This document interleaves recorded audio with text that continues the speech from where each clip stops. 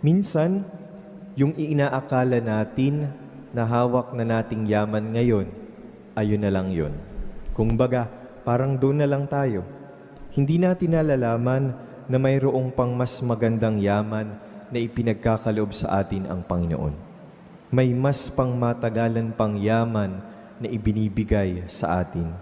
Kaya ang tanong sa atin ngayon, handa ba tayong isuko yung mga bagay upang mas matanggap natin ang yaman na para sa atin?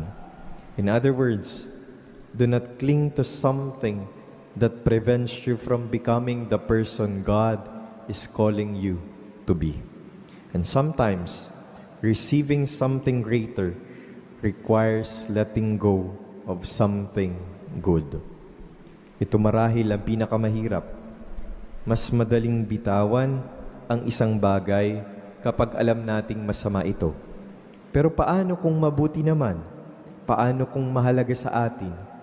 Paano kung matagal na nating pinapangarap at pinaghirapan ang dapat nating bitawan?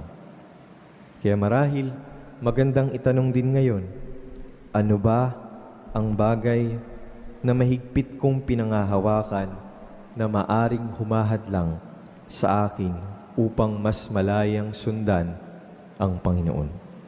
Baka takot, baka pride, baka comfort zone, baka sariling plano, baka isang bagay na mabuti naman, ngunit hindi na nakakatulong upang lumago tayo sa direksyon na tinatawag tayo ng Diyos. Minsan, kailangan nating magbitiw, hindi dahil walang halaga ang ating iniiwanan, kundi dahil natagpuan natin ang isang bagay na higit na mas mahalaga at kaaya-aya para sa atin. May mas mahalagang yaman ang Diyos para sa atin. He is redirecting us to search for the ground where we can find our true treasures.